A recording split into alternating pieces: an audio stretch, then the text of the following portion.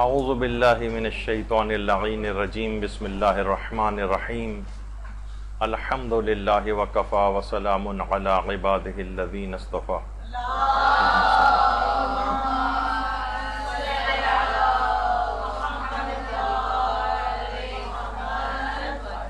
متفرق فقہی احکام پر ہماری گفتگو جاری ہے، اور جو احکام ہم بیان کر رہے ہیں یہاں پر وہ اگرچہ ایک عنوان مختصر سا ہوتا ہے، لیکن اس کے پیٹ میں سینکڑوں مسائل اور فقہی احکام کے جوابات ہوتے ہیں. اب آج کا جو موضوع ہے وہ یہ ہے کہ کون کون سی چیزیں ایسی ہیں جو قبلہ رخ انجام دینی واجب ہیں، کون سی چیزیں ایسی ہیں جو قبلہ رخ انجام دینی حرام ہیں، اور کچھ چیزیں ایسی ہیں کہ جو مکروہ ہیں انجام دینا. اچھا، اب دیکھیے، قبلہ خانہ کعبہ کو کہا جاتا ہے. اتنی عظمت ہے خانہ کعبہ کی. ابھی آپ چل کر آگے جب ہم مسائل بیان کریں گے تو اس میں آپ کو اندازہ ہوگا کہ اس سے آپ کو خانہ کعبہ کی عظمت پتہ چلے گی کہ کس قدر عظمت ہے خانہ کعبہ کی، کہ جس کی وجہ سے اس کی طرف رخ کر کے بعض افعال کو انجام دینا یہ حرام ہو جاتا ہے. اس قدر عظمت ہے کہ اسے فقط دیکھنا بھی عبادت ہے. خانہ کعبہ کو فقط دیکھنا بھی عبادت ہے، اور جو کعبے کی طرف دیکھے اس کے لیے نیکیاں لکھی جاتی ہیں، اس کے گناہ مٹا دیے جاتے ہیں اس وقت تک جب تک کہ وہ اپنی نگاہیں کعبے سے ہٹا نہیں لیتا. اور ایک چیز جو آپ اکثر سنتی ہیں وہ کچھ کسی حد تک صحیح بھی ہے اور کسی حد تک اتنی صحیح بھی نہیں ہے. وہ یہ کہ خانہ کعبہ پر جب پہلی نگاہ پڑے تو اس وقت جو دعا مانگی جائے وہ قبول ہوتی ہے. اصل بات یہ ہے کہ جتنی دفعہ کعبہ نظر آئے اتنی دفعہ جو دعا مانگی جائے وہ قبول ہوتی ہے. اللہم صلی علی محمد و آل محمد.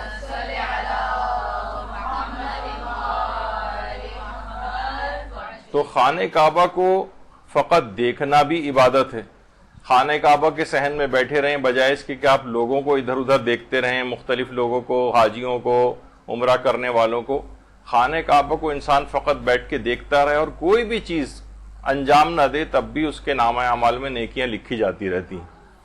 البتہ یہ ضرور ہے کہ عام طور پر پاکستانی زائرین باب عمرہ کے پاس اپنی بیٹھکیں کرتے ہیں، وہاں بیٹھ جاتے ہیں، گروپس بنا بنا کے ادھر ادھر کی باتیں ہوتی ہیں. تو باب عمرہ اگرچہ اس کا نام ہے، لیکن ہمارے ایک عالم شہید علامہ مولانا غلام محمد امینی صاحب قبلہ یہ فرمایا کرتے تھے کہ یہ ہم پاکستانیوں میں مومنین نے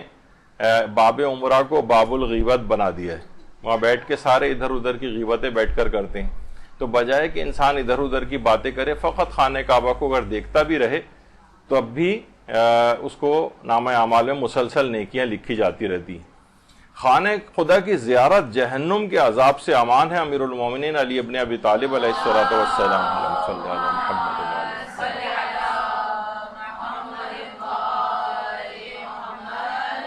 کس قدر اس خانہ کعبہ کی عظمت ہے، اس سے ابھی آپ کو مسائل فقہ جب شروع ہوں گے تو اس بات کا یہ جو ہم ابھی تمہید اس کی باندھ رہے ہیں کہ اس کی عظمت کے باعث ان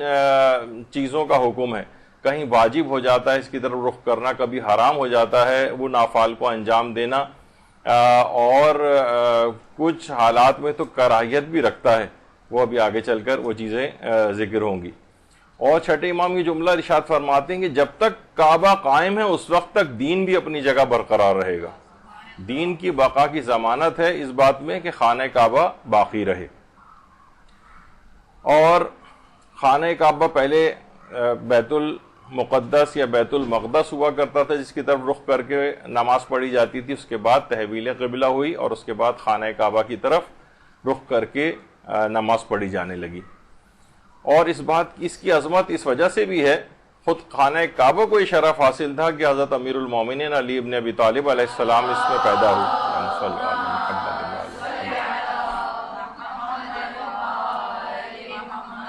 یہ کعبے کے لیے شرف اور فضیلت کا باعث تھا کہ حضرت امیر کی پیدائش یہاں پر ہوئی. یہ بھی اس کی عظمت کے حوالے سے ہے. اور حضرت امام حسین علیہ السلام جب 8 اللہم صلی علی محمد و آل محمد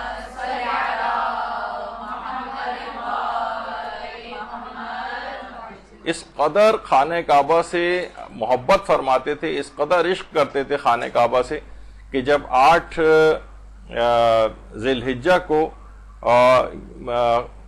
اپنے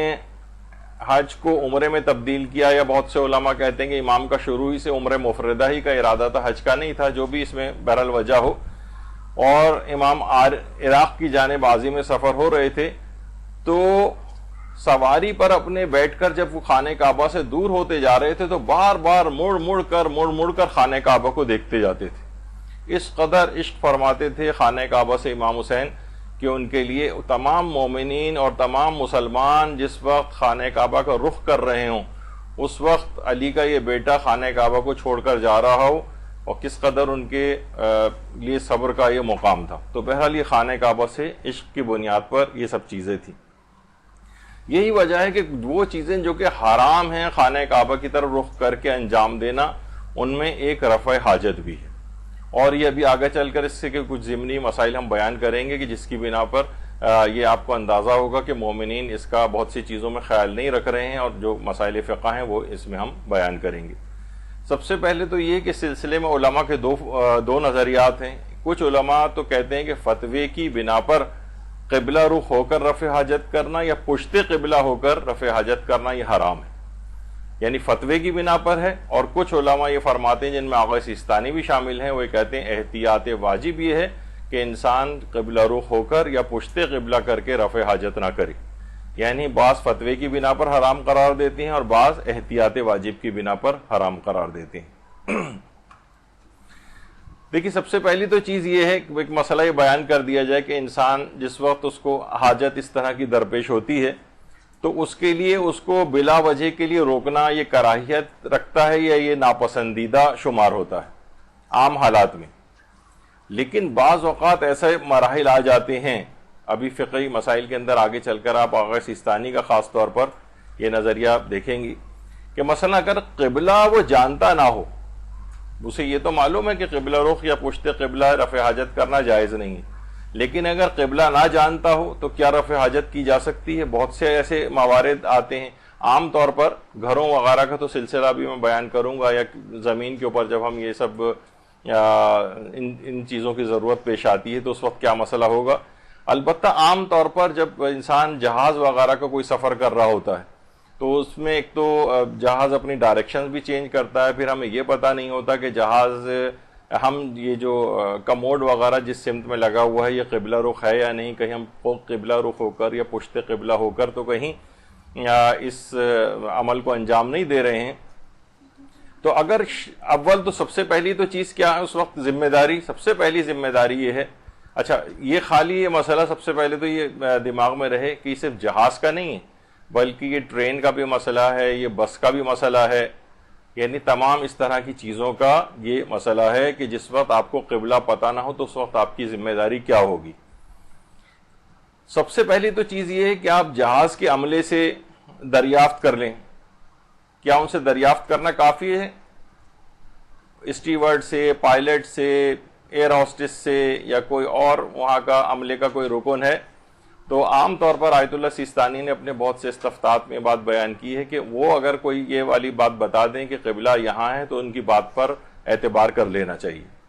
یعنی ان کو عام طور پر یہ چیزیں پتہ ہوتی ہیں، اتنی زیادہ لوگ ٹریول کرتے ہیں، ان سے چیز پوچھتے بھی ہیں، تو عام طور پر ان کو اس بات کا علم ہوتا ہے اور ان کی بات پر اطمینان کر لینا چاہیے، اور اس میں بہت زیادہ زور زبردستی، شک اور شبہے کے اندر گرفتار نہیں ہونا چاہیے۔ تو عام طور پر جہاز کے عملے سے بھی یہ چیز دریافت کی جا سکتی ہے۔ اب وہ جہاز کا کوئی بھی عملے کا رکن جیسے میں نے ابھی آپ کی خدمت میں پیش کیا۔ اچھا، بعض اوقات کبھی کبھار یہ ہوتا ہے کہ اس کے باوجود بھی اس کو قبلہ پتہ نہ چلے۔ فرض کر لیتے ہیں کہ اس سے آپ نے پوچھا، عام طور پر جو مسلمان ملکوں کی ایئر لائنس ہوتی ہیں ان کو تو پتہ ہوتا ہے، اور جو غیر ملکی ایئر لائنس ہوتی ہیں ان کے عملے کو بھی اکثر پتہ ہوتا ہے، لیکن بعض اوقات ہو سکتا ہے کہ آپ اگر سوال کریں ایک دو وہاں کے عملے سے تو وہ لا علمی کا اظہار کریں کہ ہمیں پتہ نہیں کہ قبلہ کس طرف ہے۔ تو اس وقت پھر آپ کی ذمہ داری کیا ہوتی ہے؟ اصل مسئلہ یہ آقا سیستانی یہ فرماتے ہیں کہ اگر مکلف قبلہ نمی دان نمی دانت بنا بر احتیاط واجب برائے او تخلی جائز نیست. اگر مکلف قبلہ نہیں جانتا ہو تو احتیاط واجب کے طور پر وہ رفع حاجت نہیں کر سکتا، مگر یہ کہ اچھا یہی والا مسئلہ اب آیت اللہ سیستانی نے توضیح المسائل جامع کے اندر بھی اس کو لکھا ہے کہ اگر مکلف قبلے کو نہ جانتا ہو تو احتیاط واجب کی بنا پر رفع حاجت کرنا جائز نہیں، جائز ہی نہیں ہے، مگر یہ کہ قبلے کی شناخت سے نا امید ہو جائے اور منتظر رہنا بھی اس کے لیے ممکن نہ ہو، یا یہ کہ انتظار کرنا اس کے لیے بہت سختی یا ضرر کا سبب ہو. ان باتوں کی رعایت کرنا ہوائی جہاز، ٹرین، کشتیوں میں بھی لازم. یعنی آیت اللہ سیستانی کا نظریہ یہ ہے کہ احتیاط واجب کی بنا پر اس وقت تک آپ اپنے آپ کو کنٹرول کر کے رکھیں کہ جب تک کہ معاملہ ناقابل برداشت نہ ہو جائے.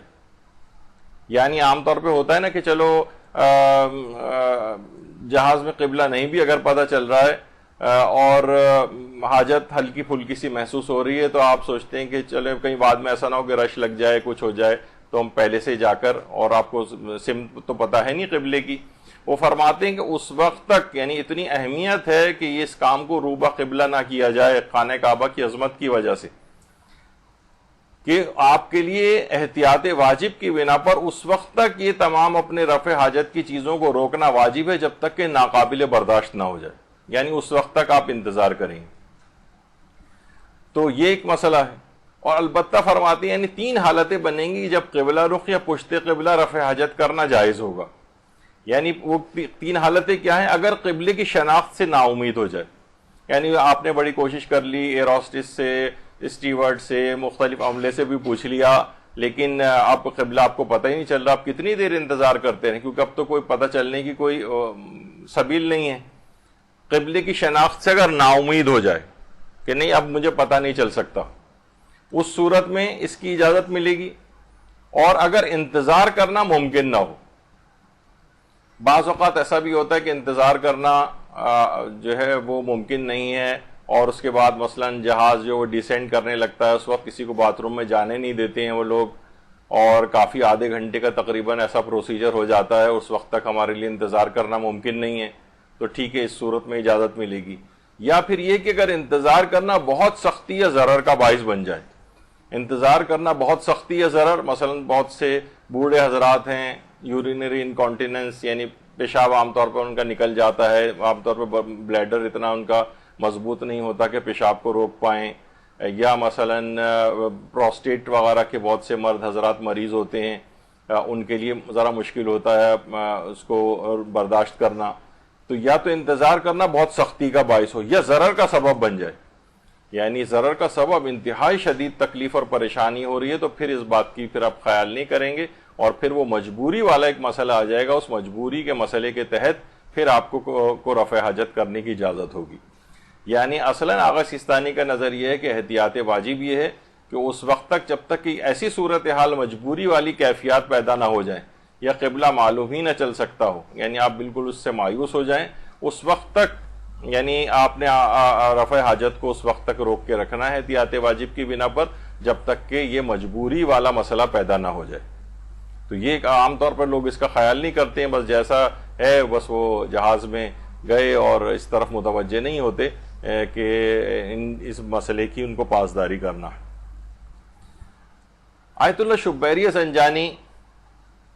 جن کی طرف کیونکہ لوگوں کے دماغ میں بہرحال یہ آتا ہے کہ اس مسئلے میں کیونکہ احتیاط واجب ہے تو کہیں کوئی رجوع والا کوئی مسئلہ پتہ چل جائے، تو آغا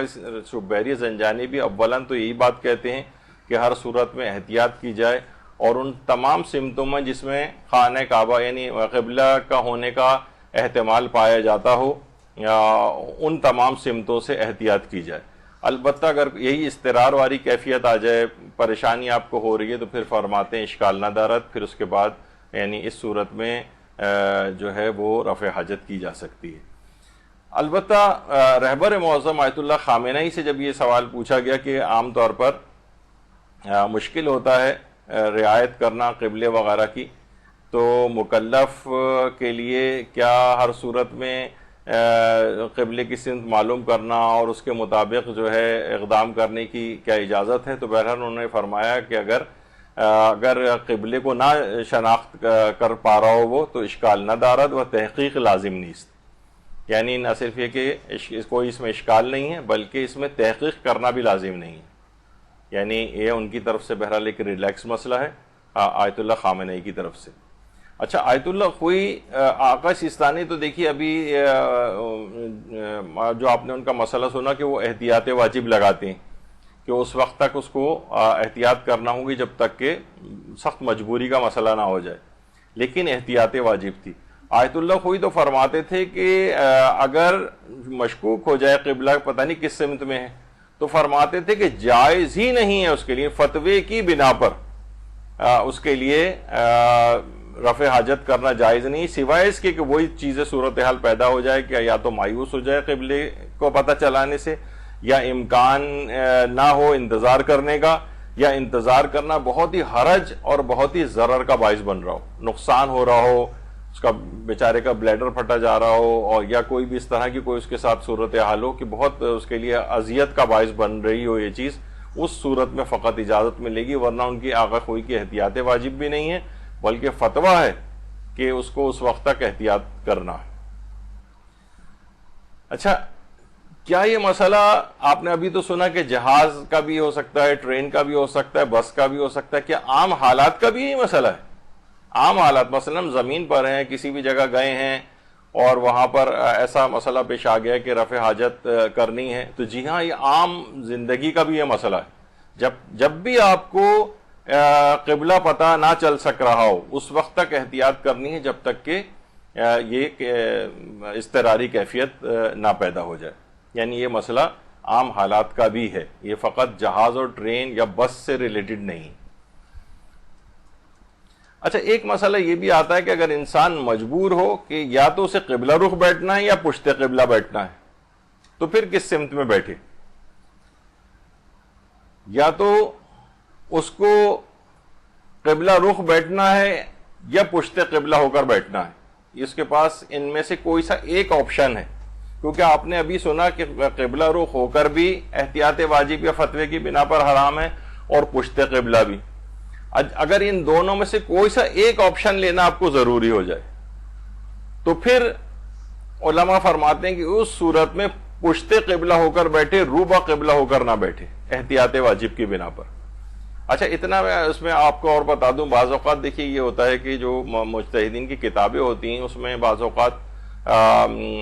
مترجم جو ٹرانسلیٹر ہوتے ہیں اس کے کبھی کبھار ان سے بھی غلطی ہو جاتی ہے، کبھی کسی ٹائپسٹ سے بھی غلطی ہو جاتی ہے، یا جو ان کی کتابوں کو انٹرنیٹ کے اوپر ڈال رہے ہیں ان سے بھی غلطی ہو جاتی ہے. تو آغا سیستانی کی توضیح المسائل جامع جو انٹرنیٹ پہ ان کی اپنی آفیشیل ویب سائٹ پر ہے، تو اس میں یہ ہے کہ اس صورت میں اس کے لیے ضروری ہے کہ وہ قبلہ رخ ہو کر بیٹھے، یعنی بالکل الٹا مسئلہ اس کے اندر لکھا ہوا ہے. جبکہ اسی توضیح المسائل جامع کا جو فارسی ورژن، جو اصلی ورژن ہے اس میں اگر آپ جا کر دیکھیں تو وہاں پر یہ ہے کہ پشت قبلہ ہو کر بیٹھے، یعنی بالکل مسئلہ اردو ترجمے میں کسی وجہ سے یہ مسٹیک اس کے اندر آ گئی. تو بہرحال اگر ان دونوں میں سے کسی ایک اختیار آپ کو خالی مل رہا ہو آپشن، تو پھر پشت قبلہ ہو کر ہی بیٹھا جائے گا، قبلہ رخ ہو کر نہیں. البتہ سطر کے اعتبار سے، یعنی کوئی دیکھنے والا اگر ہے تو پھر اس لحاظ سے پھر ایک مسئلے کے اندر ایک آتی ہے ایک بات. اچھا، اب بہت سے ایسے ہوتے ہیں کہ ٹوائلٹس کو بنایا ہی قبلہ رخ ہو کے یا پشت قبلہ ہی بنایا گیا ہو، کیونکہ دیکھیے ہر کوئی تو اس بات کا خیال نہیں رکھ رہا ہوتا ہے. حتیٰ کہ ہم نے تو کربلا اور وہاں پر جو ہوٹل موجود ہیں ان تک کے کمروں میں ہر جگہ یہ اس بات کا خیال نہیں رکھا گیا. یعنی بعض کمرے ایسے بھی دیکھے کہ جس میں WC یا کموڈ وغیرہ جو ہے وہ قبلہ رخ یا پشت قبلہ جو ہے وہ بنائے گئے تھے. ظاہر ہے ہر آدمی اس طور پہ نہیں ہوتا جو مزدور وغیرہ کام کر رہے ہوتے ہیں، یا مثلا لوگ ایسے کافر ممالک میں رہتے ہیں اور ان جگہوں کے اوپر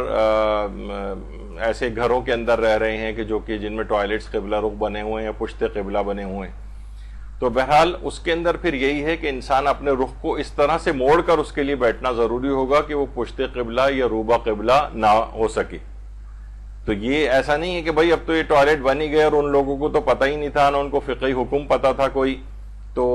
جب پتہ نہیں تھا تو چلو پھر اس کو استعمال کرنے کی اجازت مل جائے. اب کون اس کو توڑے گا, نہ ہمیں توڑنے کی اجازت ملے گی کہ ہم اس کو سیدھا کر کے بنوائیں. رینٹ والا مثلا گھر ہے, یا بہت سارے لوگوں کے اس طرح کے وہ مسائل پیش آتے ہیں. تو اس صورت میں بھی یعنی اس بات کی اجازت نہیں ملے گی, اسے مجبوری کا مسئلہ نہیں سمجھا جائے گا, بلکہ یہ کہ پھر اپنے رخ کو اس انداز سے موڑ کر بیٹھنا ممکن ہو کہ آپ روبہ قبلہ یا پشت قبلہ ہو کر نہ بیٹھیں. اچھا, ابھی ہم نے کہا کہ آپ تھوڑا انحراف کریں قبلے سے, یعنی اسی کموڈ سیٹ پر یا WC پر بیٹھتے وقت آپ کو اپنے رخ کو تھوڑا سا موڑنا ہے, منحرف ہونا ہے اس سے قبلے سے. کتنا انحراف ہو, یعنی دماغ میں آتا ہے کہ ٹھیک ہے ہم اپنے رخ کو تو موڑیں, لیکن کتنا رخ موڑیں. آیت اللہ سیستانی نے اپنے ایک فتوے میں, یعنی سب سے پہلی تو چیز سارے علماء تقریباً یہ بات کہتے ہیں کہ اس میں اصل میں صدق عرفی معیار ہے, یعنی لوگ کہیں کہ آپ قبلے سے ہٹے ہوئے ہیں, لوگ کہیں, یعنی کم سے کم اتنا آپ کو انحراف کرنا ہے, ڈیویٹ کرنا ہے اس پر بیٹھتے وقت, صدق عرفی. اچھا, بعض اوقات یہ ہوتا ہے کہ اب ہم لوگ کہیں گے بھئی ہم کیسے پہچانیں کہ صدق عرفی کیا ہے, اور لوگ کتنا انحراف کو کافی سمجھتے ہیں, کتنے ڈگری کا کاف ہمیں بتائیں, ڈگریز میں بتائیں مثلا. تو آقا سیستانی نے بہرحال اپنے ایک فتوے کے اندر اس بات کا ذکر کیا ہے اور کہا ہے کہ 20 ڈگری کا جو انحراف ہے یہ کافی ہے صدق عرفی کے لیے. 20 ڈگری کم سے کم آپ اپنے رخ کو اس سے موڑیں. اور ایک اور استفتاء جو ان سے سوال پوچھا گیا, تو سوال پوچھنے والے نے ان سے پوچھا کہ کیا 15 ڈگری کافی ہے ڈیویشن کے لیے, انحراف کے لیے, کہ ہم 15 ڈگری قبلے سے ہٹ جائیں؟ تو آقا سیستانی نے اس میں اجازت دی ہے کہ 15 ڈگری کا انحراف بھی جائز ہے, یعنی سمجھیں گے 15 سے 20 ڈگری یہ اس میں الاؤ ہے. اور ظاہر ہے کہ 15 ڈگری سے کم ہوگا تو اتنا معمولی انحراف ہوگا کہ لوگ اس سے نہیں, لوگ کہیں گے یہ تو قبلہ رخی بیٹھا ہوا ہے. تو بہرحال اس یعنی معمولی سا بھی 15 ڈگری 20 ڈگری بھی اگر اس سے انحراف ہو کر بیٹھا جائے تو پھر یہ ضروری ہو جائے گا. یعنی ایسا نہیں کہ یہ کوئی آپشن ہے آپ کے لیے کہ آپ ایسا مستحب ہے, کہ ایسا نہیں, واجب ہو جائے گا کہ آپ کو قبلے سے اس قدر ہٹنا ہے, کم سے کم 15 سے 20 ڈگری کا آپ جو ہے ڈیویشن قبلے سے ہونا چاہیے. اچھا, اگر کوئی نابالغ رفع حاجت کے لیے خود ہی قبلہ رخ یا پشت قبلہ بیٹھ جائے, کوئی نابالغ ہے وہ گیا اور اپنی جو اس کی مثلا ٹوائلٹ سیٹ ہوتی ہے, بچوں کی پوٹی چیئرز ہوتی ہیں یا پوٹی سیٹس کہلاتی ہیں ان کی, تو اس پہ وہ خود ہی جا کر بیٹھ گیا, اور آپ نے دیکھا کہ وہ تو قبلہ رخی ہو کر بیٹھ گیا, پشت قبلہ ہو کر بیٹھ گیا, تو اس صورت میں بچے کو روکنا واجب نہیں. نابالغ بچہ اگر قبلہ رخ بھی بیٹھ جائے یا پشت قبلہ ہو کر بھی بیٹھ جائے اور رفع حاجت کر رہا ہو, تو بالغ افراد کے لیے اس کو روکنا واجب نہیں ہوتا ہے. البتہ یہ کہ اگر وہ اسے بچے کو ہم خود ہی جا کر اس کے اوپر بٹھائیں اور قبلہ رخی بٹھائیں تو یہ بھی جائز ہے. البتہ آقا سیستانی فرماتے ہیں کہ احتیاط مستحب یہ ہے کہ خود سے اس کو قبلہ رخ نہ بٹھائیں, لیکن اگر بٹھا بھی دیں, خود بھی قبلہ رخ بٹھا دیں اس کو, تب بھی آپ کے لیے بہرحال حرام نہیں ہے, لیکن زیادہ بہتر ہے اور احتیاط کے مطابق ہے, ثواب آپ کو ملے گا کہ اگر اس کو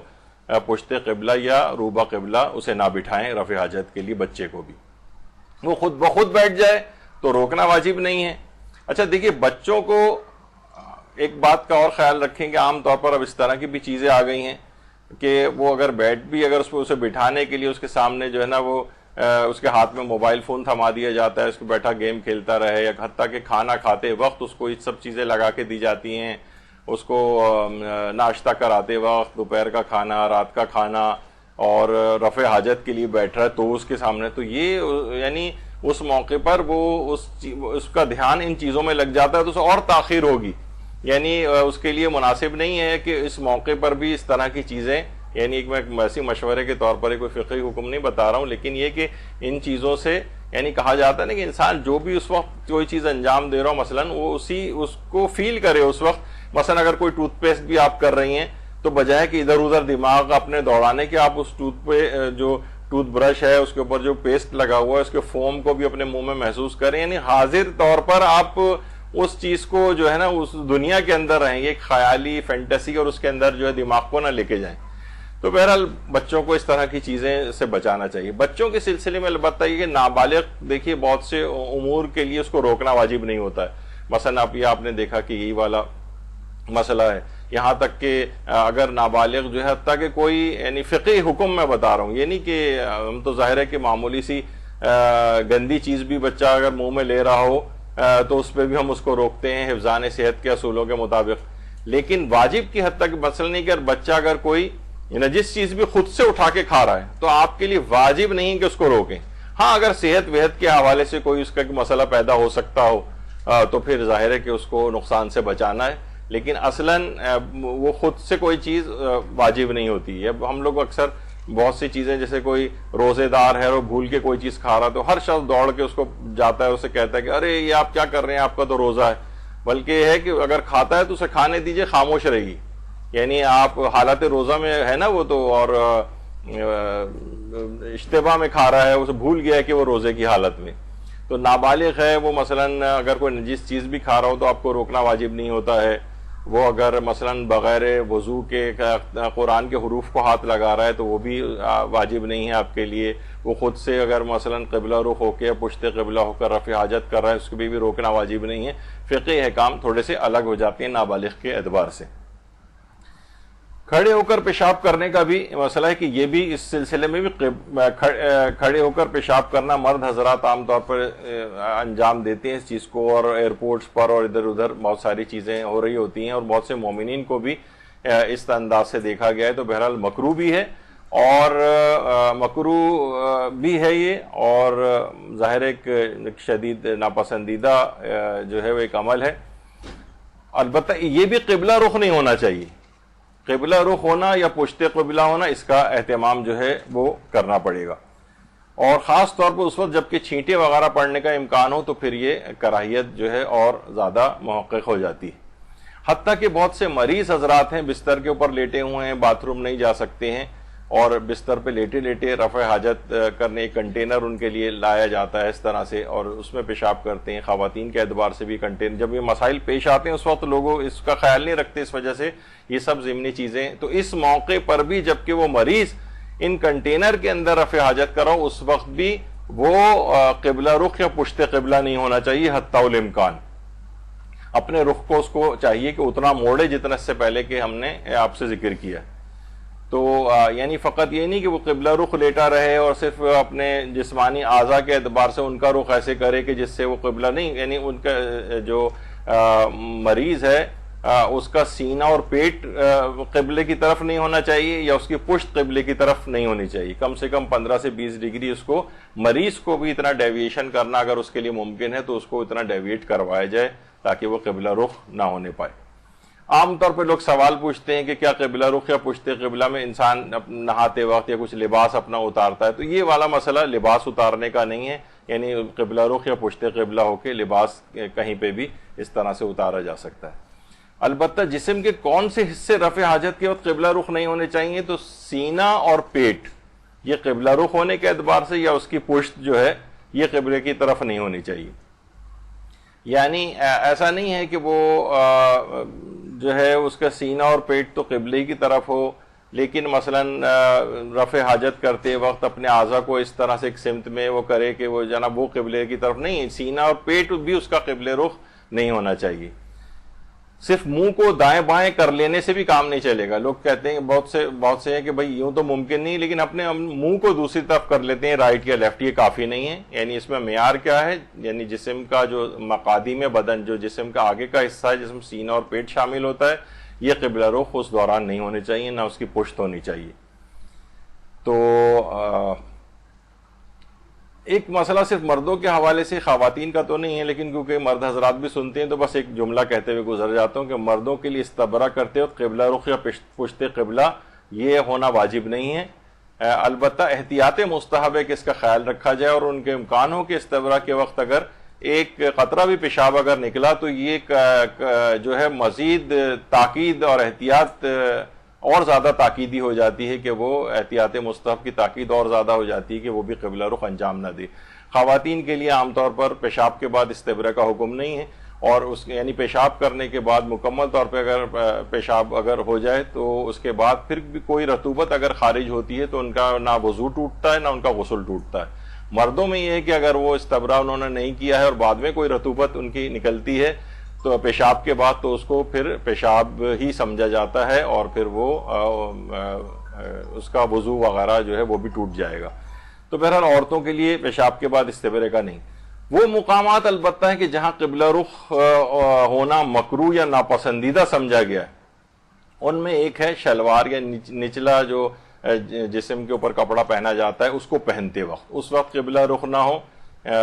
یہ مکروہ یا ناپسندیدہ اس کو سمجھا گیا ہے. اور ازدواجی تعلقات کے وقت اس وقت بھی مکروہ شمار کیا گیا ہے. نمازوں کے لیے البتہ واجب ہو جاتا ہے. ابھی تو آپ نے ایک حرام والی چیز سنی کہ پیشاب و پیخانہ وغیرہ کرتے وقت، رفع حاجت کرتے وقت حرام ہے. پھر مکروہات آپ نے دو دیکھے. اس کے بعد پھر کچھ چیزوں میں واجب بھی ہو جاتا ہے. کون سی نمازوں کے لیے قبلہ رخ ہونا واجب ہے؟ ایک تو یہی نماز یومیہ یا واجب نمازیں جو ہیں آپ کی، اس کے اندر قضا نمازیں بھی آ جاتی ہیں، ان کے لیے بھی قبلہ رخ ہونا. اس میں نماز جنازہ بھی آ جاتی ہے، نماز جنازہ کے لیے بھی قبلہ رخ ہونا واجب ہوتا ہے. نماز احتیاط آ جاتی ہے جو شکیات وغیرہ میں پڑھی جاتی ہے، اس کے لیے بھی قبلہ رخ ہونا یہ ضروری ہوتا ہے. البتہ مستحب نمازیں اگر چلتے پھرتے یا سواری پر پڑھی جاتی ہیں اس وقت قبلہ رخ ہونا واجب نہیں. لیکن ایک جگہ اگر کھڑے ہو کر پڑھی جا رہی ہے اور جسم کو کوئی حرکت نہیں ہے، نہ آپ سواری پر ہیں نہ آپ چل رہی ہیں، تو اس صورت میں پھر قبلہ رخ مستحب نمازوں میں بھی ہونا پڑے گا. یعنی واجب تمام نمازوں میں قبلہ رخ ہونا ہے. مستحب نمازیں کے صرف دو مقامات ایسے ہیں کہ جس میں قبلہ رخ ہونا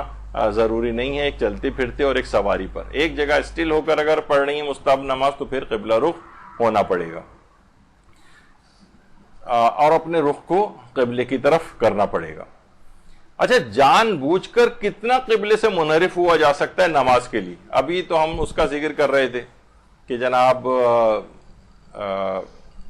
رفع حاجت کے وقت 15 سے 20 ڈگری کا مسئلہ بیان ہوا تھا. مثلا ہم نماز پڑھ رہے ہیں تو جان بوجھ کر قبلے سے کس قدر منحرف ہوا جا سکتا ہے؟ دیکھیے، جان بوجھ کر آغا سیستانی فرماتے ہیں کہ اگر بالکل قبلہ ٹھیک ٹھیک آپ کو پتہ چل گیا ہے تو معمولی سا بھی انحراف جائز نہیں. آپ نے بالکل جو ہے وہ کمپس سے یا کسی اور ذریعے سے جس پہ آپ کو پورا یقین ہے، آپ نے ایگزیکٹلی قبلہ دیکھ لیا ہے کہ اچھا یہ، تو معمولی سا بھی جو ہے انحراف جائز نہیں ہے. آغا سیستانی کے فتوے میں جان بوجھ کر قبلے سے رائٹ یا لیفٹ ہونا، چند ڈگری کا انحراف بھی نہیں، چند ڈگری کا بھی نہیں. البتہ آقا خود یہ فرماتے تھے کہ جان بوجھ کر بھی 7 ڈگریز تک انحراف جائز ہے رائٹ یا لیفٹ، 7 ڈگری. لیکن آغا سیستانی ویسے تو کہتے ہیں کہ یعنی انسان کو اپنا جو اطمینان ہو جائے کہ یہ قبلہ ہے تو ٹھیک ہے، بس وہاں پہ کھڑے ہو کے وہ نماز شروع کر دے، اور بالکل ایگزیکٹلی اگر اس کو پتا ہے تو معمولی سا انحراف بھی نہ کرے. پھر اس سے آغا خوئی فرماتے تھے کہ 7 ڈگری کا انحراف جائز ہے. اور آیت اللہ اسحاق فیاض تو 15 ڈگری تک یمیناً و شمالاً یعنی رائٹ اور لیفٹ دونوں طرف 15 ڈگری کو بھی جائز سمجھتے ہیں. لیکن آغا سیستانی وہ کہتے ہیں معمولی سا بھی انحراف جو ہے وہ نہیں کیا جا سکتا. اچھا، قبلے کے اندر کہ ہمیں ہر نماز تو قبلہ کے اندر قبلے کی طرف رخ کر کے پڑھنی ہے. اگر کوئی شخص خانہ کعبہ کے اندر چلا جائے، لوگ کتنی بڑی سعادت ہے خانہ کعبہ کے اندر چلے جانا، یہ خانہ کعبہ کا اندر کا حصہ ہے. درود باللہ صلی اللہ محمد و آل محمد.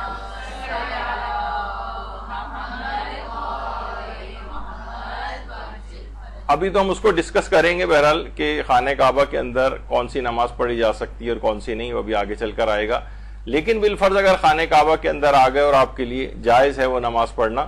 تو پھر آپ کسی بھی دیوار کی سمت میں جو ہے وہ نماز پڑھ سکتے ہیں خانہ کعبہ کے اندر آ کر. پھر یہ نہیں کہ رائٹ طرف کی دیوار، لیفٹ، آگے پیچھے، یعنی یہ پھر مسئلہ نہیں ہے، یعنی کسی بھی طرف رخ کیا جا سکتا ہے. اچھا، خانہ کعبہ کی یعنی اگر آپ سمجھیں کہ دروازہ کعبہ اور اس سامنے کی دیوار نکالی جائے تو اندر سے خانہ کعبہ اس طرح سے نظر آتا ہے. بعض اوقات کچھ تصاویر کے اندر کچھ خاص قسم کے برتن لٹکے ہوئے بھی اس کے اندر نظر آتے ہیں، وہ بہت قدیم چلے آ رہے ہیں. اور بہت ابتدائی اسلام میں بھی کفار وغیرہ جو ہے خانہ کعبہ میں جو ہے نا اس طرح کے برتن اپنے پرانے زمانے کے لٹکائے کرتے تھے. خیر، تو اس طرح سے خانہ کعبہ اندر سے نظر آتا ہے. ہم نے ایک زمانے میں یہاں جو مدرسے کا فیس بک پیج ہے تو اس پہ مختلف سوالات بھی کرتے تھے کہ وہ کون سا مقدس مقام ہے جہاں پر پہنچنا ہر مومن کے دل کی آرزو تو ہے مگر وہاں نماز واجب پڑھنا مکروہ ہے یا احتیاط واجب کی بنا پر حرام ہے. تو لوگ بڑے کنفیوز ہوتے تھے. تو اس میں ظاہر ہے خانہ کعبہ آتا ہے. اس میں آیت اللہ سیستانی فرماتے ہیں کہ احتیاط واجب کی بنا پر اختیاری حالت میں واجب نماز خانہ کعبہ کے اندر نہیں پڑھی جا سکتی، البتہ مجبوری میں پڑھی جا سکتی ہے. اب مجبوری عام طور پہ تو کوئی ایسی مجبوری نہیں ہے کہ خانہ کعبہ کے اندر ہی پڑھنی پڑ جائے نماز، لیکن بہرحال یہ کہ عام حالات میں خانہ کعبہ کے اندر جا کر واجب نماز نہیں پڑھ سکتے. مستحب نماز البتہ پڑھ سکتے ہیں، واجب نماز نہیں پڑھ سکتے احتیاط واجب. البتہ امام خمینی اور آیت اللہ خامنئی کے نزدیک خانہ کعبہ کے اندر واجب نماز پڑھی تو جا سکتی ہے لیکن مکروہ ہے، ثواب کم ہے. یعنی خانہ کعبہ کے اندر نماز پڑھنے کا ثواب کم ہے. لوگ عام طور پہ لوگوں کے دماغ سے اگر پوچھے تو کہیں گے بھائی یہ تو بہت ہی بڑی سعادت ہے، خانہ کعبہ کے اندر نماز. آغا سیستانی تو فرما رہے ہیں احتیاط واجب کے طور پر جائز ہی نہیں ہے کہ واجب نماز اس میں پڑھی جائے، مستحب پڑھی جا سکتی، مجبوری میں بھی اجازت دیتے ہیں. لیکن رہبر معظم اور وہ تو کہتے ہیں مکروہ ہے، یعنی ثواب نماز کم ملے گا خانہ کعبہ کے اندر اگر اس نے نماز پڑھی. البتہ کہتے ہیں کہ مستحب نماز بہرحال پڑھی جا سکتی. اسی طریقے سے خانہ کعبہ کی چھت پر نماز کا مسئلہ ہے.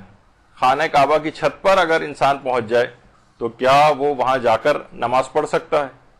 تو اس کے اندر بھی آغا سیستانی فرماتے ہیں کہ احتیاط واجب یہ کہ حالت اختیار میں خانہ کعبہ کی چھت پر بھی واجب نماز نہیں پڑھی جا سکتی، مستحب نماز البتہ پڑھ سکتے ہیں. مجبوری میں پڑھ سکتے ہیں، مستحب پڑھ سکتے ہیں، لیکن نہ اندر اور نہ چھت پر احتیاط واجب کی بنا پر نماز واجب نہیں پڑھی جا سکتی. البتہ وہ یہاں پر بھی مسئلہ ہوا کہ رہبر اور امام خمینی وہ مکروہ سمجھتے ہیں واجب نماز کے لیے اور مستحب نماز کو پڑھنے کی اجازت دیتے ہیں. اچھا، بعض اوقات یہ بھی ہوتا ہے کہ بھولے ہوئے سجدے کے لیے، کیا اس کے لیے بھی مثلا نماز میں سجدہ بھول گئے تو اس کے بعد میں بھولے ہوئے سجدوں کی قضا انجام دی جاتی ہے، اس کے لیے بھی قبلہ رخ ہونا ضروری ہے. البتہ سجدہ سہو کو انجام دینے کے لیے قبلہ رخ ہونا واجب نہیں، البتہ احتیاط مستحب ہے کہ وہ قبلہ رخ ہو کر انجام دیں. سجدہ سہو کے اندر ہی شرط نہیں کہ قبلہ رخ ہوا جائے، البتہ ثواب ملے گا، لیکن بھولے ہوئے سجدوں کے لیے قبلہ رخ ہونا یہ ضروری ہے. اسی طریقے سے کبھی کبھار جو قبلہ رخ ہونا ایک تو نمازوں کے لیے واجب ہوتا ہے اور ایک ہے وقت احتضار مرنے والے کو قبلہ رخ کرنے کا حکم. یعنی اگر یہ ممکن ہو. دیکھیے بہت ساری چیزیں ایسی ہیں جو میں اکثر یہ کہتا بھی ہوں لیکن وہ مجبوری بھی ایسی آ جاتی ہے کہ آج کل ایسا سسٹم بن گیا ہے کہ ہسپتالوں ہی کے اندر لوگوں کی اموات زیادہ تر ہوتی ہیں. بہت کم ایسا ہوتا ہے کہ گھر میں کوئی اس طرح سے انتقال کرے، ذرا سی طبیعت خراب ہوتی ہے تو وہاں لے جاتے ہیں اور وہاں اس بات کا اہتمام کرنا بہت مشکل ہوتا ہے مریض کے لواحقین کو کہ یہ اس کا حالت احتضار ہے، اب اس کا بیڈ قبلہ رخ کر دیا جائے. قبلہ رخ کرنے کے معنی یہ ہوتے ہیں کہ اس کے پاؤں کے تلوے قبلہ رخ کیے جائیں. پاؤں کے تلوے، یعنی یہ نہیں کہ اس کا سر قبلہ رخ کیا جائے، یعنی اس طریقے سے کہ اگر وہ اس کو آپ جو مرنے والا ہے اسے اگر اٹھا کر بٹھائیں تو اس کا چہرہ قبلہ رخ ہو. اسی صورت میں ممکن ہوگا جب اس کے پاؤں کے تلوے قبلہ رخ ہو. تو وقت احتضار مرنے والے کو قبلہ رخ کرنا واجب ہے حتی الامکان. البتہ اس طرح کی اس کی ٹیوبز لگی ہوئی ہیں، اس طرح کی آکسیجن لگی ہوئی ہے کہ آپ کو قبلہ رخ کرنے کے لیے اس کی چیزیں نکالنی پڑیں گی جس سے اس کی جان کو خطرہ ہو جائے گا تو پھر ایک الگ مسئلہ ہے. لیکن قبلہ رخ کتنے شاید غالباً شیخ مرتضی انصاری، ان کو ایک ایسی بیماری ہوئی تھی، ہمارے کتنے بڑے مجتہد تھے کہ ایسی بیماری ہوئی تھی کہ جس میں پیشاب اور پیخانہ ان کا خارج ہو رہا تھا. تو وہ لوگ حالت احتضار آئی تو لوگوں نے ان کو قبلہ رخ کیا اور وہ اپنے آپ کو قبلے سے ہٹا لیتے تھے. تو لوگ کہہ رہے تھے کہ بھائی آپ کو تو پتہ ہے کہ فقہی حکم یہ ہے کہ حالت احتضار میں اس کو قبلہ رخ کیا جائے. تو انہوں نے اسی حالت میں جواب دیا کہ آپ کی ذمہ داری یہی ہے لیکن میری ذمہ داری یہ ہے کہ میں اپنے رخ کو ہٹاؤں، کیونکہ قبلے کی طرف رخ کر کے پیشاب اور پیخانہ کرنا جو ہے وہ جائز نہیں. تو اگر اس طرح سے جسم سے خارج ہو رہا ہے تو اپنا رخ کو، یعنی میری ذمہ داری یہ، آپ اپنی ذمہ داری پوری کریں، میں اپنی ذمہ داری پوری کروں گا. تو وقت احتضار مرنے والے کو قبلہ رخ کرنا اس طرح سے کہ اس کے پاؤں کے تلوے قبلہ رخ ہوں، یہ واجب ہو جاتا ہے. اور ایسے افراد جو ان احکام کو سمجھتے ہوں وہ عام طور پر گھروں میں ایسی جگہ پر، ہماری اس موضوع پر ایک کتاب بھی ہے، مدرسے نے اس کو پرنٹ کیا ہے، بعد میرے مرنے کے کام یہ ہیں کرنے کے، وہ آپ لوگ ضرور ہر شخص اپنے پاس ضرور لے کر رکھے اس کو، اور ایسی جگہ پہ کہ جہاں سے آرام سے کبھی ایسا موقع پیش آ جائے تو اسے ڈھونڈنا نہ پڑے تو فوراً نکال کے لائیں. تو اس وقت حالت احتضار میں کون سی دعائیں اس وقت پڑھنا جو ہے مرنے والے کو فائدہ پہنچاتا ہے، کون سی چیزیں اس وقت واجب ہیں، وہ سب چیزیں اس کے اندر مرحلے وار لکھی ہوئی ہیں. تو بہرحال وقت احتضار مرنے والے کو قبلہ رخ کرنا یہ واجب ہے. بعد میرے مرنے کے کام یہ ہیں کرنے کے، یہ اس کتاب کا ایک منفرد سا نام رکھا گیا تاکہ آپ لوگ اس کی طرف اٹریکٹ ہوں کہ نہ ان کو یہ والی چیزیں جو ہے انجام دینی ہیں. اچھا، یہ تو احتضار کی بات ہوئی. مثلا انتقال ہو گئے تو غسل میت جس وقت دیا جا رہا ہوتا ہے اس وقت بھی میت کو غسل دیتے وقت بھی مستحب یہ کہ اس کو قبلہ رخ رکھا جائے، اور اس کو قبلہ رخ رکھنے کے معنی یہ ہوتے ہیں کہ اس کے تلوے قبلہ رخ ہو. تلوے یعنی جو ابھی ہم نے اس سے پہلے بتایا کہ اس کے پاؤں کا جو رخ ہے وہ قبلہ رخ ہونا چاہیے. لوگ کہیں گے ارے بھائی یہ تو بڑی وہ بات ہو رہی ہے، تو خانہ کعبہ کی توہین ہو رہی ہے، پاؤں تو قبلے کی طرف کیے ہی نہیں جا سکتے ہیں. ابھی آگے چل کر ہم اس پہ اور ڈسکس کریں گے. تو اس میں مستحب ہے کہ پاؤں قبلہ رخ کیے جائیں اس کے، جس کو میت کو غسل دیا جا رہا ہو. یعنی یہ جو عام طور پر غسل کا جس پہ لٹا کے غسل دیا جاتا ہے، عام طور پر یہ بھی اس کا اہتمام ایسا ہی ہونا چاہیے، اور ہوتا بھی ہے ہماری مساجد وغیرہ یا جہاں پر اس کا انتظام ہوتا ہے غسل خانوں میں، کہ اسے قبلہ رخ ہی بنایا جاتا ہے. اس طرح سے مردے کو لٹایا جاتا ہے کہ اس کے پاؤں قبلہ رخ ہوں. تو یہ مستحبات میں سے، یعنی انسان پہ ایک وقت ایسا ہر شخص کے ساتھ آئے گا، تو بہرحال یہ کہ اس میں ثواب کر دینے والے کو بھی ہے، اور انشاءاللہ مرحوم کو بھی اس سے فائدہ پہنچے گا کہ اسے قبلہ رخ کیا جائے اس کے پاؤں کے تلوے، یعنی غسل دیتے ہو. اچھا، اس کے بعد پھر جس وقت میت کو قبر میں لٹایا جاتا ہے اس وقت بھی اس کے مقادیم بدن کو قبلہ رخ کرنا واجب ہے. واجب قبلہ رخ ہونا، یعنی اس طرح سے اس کو لٹائیں کہ وہ قبلہ رخ. یعنی اس میں یہ ہوتا ہے کہ اس کی کمر کو مرنے والے کی اس طرح سے لٹائیں، جتنا لٹائیں جس طرح زمین پہ لٹا کے. عام طور پر بہت بڑی غلطی یہ کی جاتی ہے کہ اس کو سیدھا لٹا کے اور اس کا صرف رخ، یعنی اس کا صرف چہرہ موڑ کے قبلہ رخ کر دیا جاتا ہے. اور یہ اتنا سنگین مسئلہ ہے کہ اگر اس کو قبلہ رخ نہیں لٹایا اور اس کے سینہ پیٹ وغیرہ کا بھی جو حصہ وہ قبلہ رخ نہیں ہے، یعنی اس طرح سے لٹانا ہوتا ہے کہ اس کی کمر جو ہے وہ قبر کی دیوار سے جا کر لگ جائے اور کروٹ سے اس کو لٹایا جائے کہ جسم کے آگے کے حصے وہ اس کے قبلہ رخ ہوں. یعنی جس طریقے سے یہ آپ کو اس میں لیٹے ہوئے نظر آ رہے ہیں، اس طرح سے لٹانا. اگر آپ نے چت لٹایا، اور اکثر یہ قبرستانوں کے اندر بڑا لڑائی جھگڑے کا بھی بعض اوقات ماحول ہو جاتا ہے. لوگ کہتے ہیں بھائی یہ اسی طرح سے ہم نے تو لٹاتے دیکھا ہے سب کو، سیدھا سیدھا لٹائیں اور بس صرف چہرہ اس کا موڑ دیں خالی. یہ ایسا نہیں ہے، کروٹ سے لٹانا ہے. بلکہ اگر ایسی غلطی ہو گئی ہو اگر، اور مردے کا جسم خراب ہونے کا امکان نہ ہو، زیادہ وقت نہ گزرا ہو، تو بعض اوقات قبر کو کھود کے اس کو دوبارہ سے ہی لٹانا بھی واجب ہو سکتا ہے. تو بہرحال یہ جو ہے اس طرح سے اس کو لٹانا ہوتا ہے. اس کے بعد ایک اور چیز جو واجب ہوتی ہے قبلہ رخ ہو کے انجام دینا، وہ ہے ابھی بقرہ عید آنے بھی والی ہے کچھ عرصے بعد، وہ یہ ہے کہ جانور کی جو گردن ہے اور یہ جسم کا جو اس کا اگلا حصہ ہے یہ قبلہ رخ ہونا چاہیے. عام طور پر جو ایک بہت بڑی اس میں غلطی ہوتی ہے کہ ذبح کرتے وقت جانور کی گردن کو لوگ قصائی وغیرہ آسانی کے لیے، یعنی اس کو لٹایا اور اس کے بعد اس کی گردن موڑ کے آسمان کی طرف کر دی اور پھر چھری اس کے اوپر چلاتے ہیں. یہ بالکل غلط طریقہ ہے. اور اگر ایسا کر دیا جائے عالماً و عامداً، کہا یعنی علماء نے لکھا ہے کہ اگر عالماً اور عامداً جان بوجھ کر اور مسئلے کا علم رکھتے ہوئے اگر کسی نے ایسا کیا ہے تو وہ مذبوح اور منحور جو ہے وہ حرام بھی ہو جاتا ہے. مذبوح یعنی جس کو ذبح کیا جائے، منحور یعنی جس کو نہر کیا جائے. جیسے اونٹ ہے، اونٹ کو بھی قبلہ رخ اس کی گردن جو ہے وہ ہونی چاہیے. اور اس کو یعنی یہ جو خاص طور پر جو ہمارے بکرے اور جو دیگر جانور لٹا کے زمین پہ قربان کیے جاتے ہیں، یہ اکثر و بیشتر قصائی حضرات کو یہ دیکھا گیا ہے کہ بجائے اس کے کہ وہ اس انداز سے قبلے کی طرف اس کی وہ کریں گردن، وہ اس کے ساتھ کیا کرتے ہیں کہ اس کی آسمان کی طرف کر دیتے ہیں گردن کو، اور جان بوجھ کے ایسا کیا جائے تو ابھی آپ نے سنا کہ وہ حرام بھی ہو جائے گا، یعنی عالماً اور عامداً جان بوجھ کر بھی اور علم رکھتے ہوئے بھی۔ لیکن اگر سہواً ایسا ہو گیا، مسئلہ ناواقفیت کی وجہ سے ایسا ہو گیا، تو بہرحال پھر وہ جانور حلال رہتا ہے، لیکن بہرحال یہ غلطی ضرور ہے، اور یہ اس کو کوشش کرنا چاہیے کہ جانور کو صحیح طور پر ہی ذبح کیا جائے۔ تو اس وقت بھی دیکھیے قبلہ رخ اس کو کرنے کی اہمیت جو ہے وہ کس قدر زیادہ ہے۔ تو اگر جانور کو قبلہ رخ کیے بغیر ذبح کر دیا جائے تو ابھی آپ نے سن لی کہ جان بوجھ کر اگر کیا ہے اور علم رکھتے ہوئے کیا ہے تو حرام ہے، اور مسئلے کی ناواقفیت کی وجہ سے کیا ہے تو پھر یا علم نہیں تھا یا غفلت ہو گئی اس وقت ایسا کر دیا جائے تو پھر وہ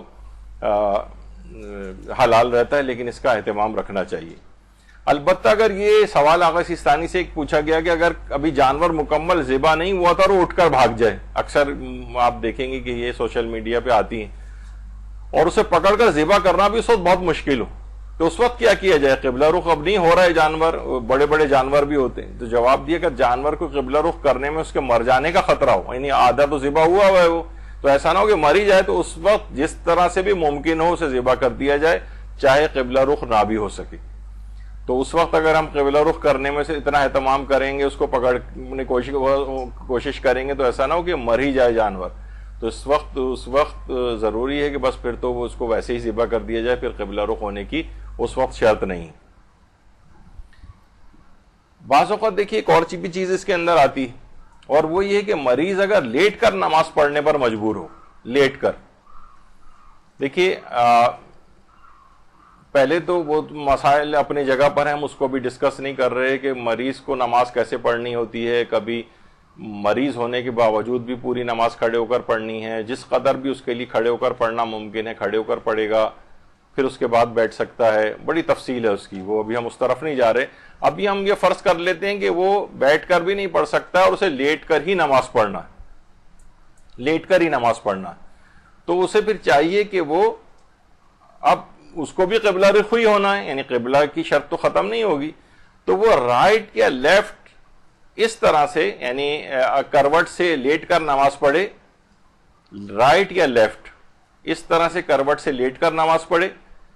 کہ اس کے جسم کے سامنے کے حصے قبلہ رخ ہوں۔ اب قبلہ جس طرف بھی ہو، چاہے رائٹ پر ہو چاہے لیفٹ پر ہو، لیکن کروٹ سے لیٹ کر نماز پڑھنا ہے اس کو، اگر اس کے لیے نماز لیٹ ہی کر پڑھنا واجب ہے،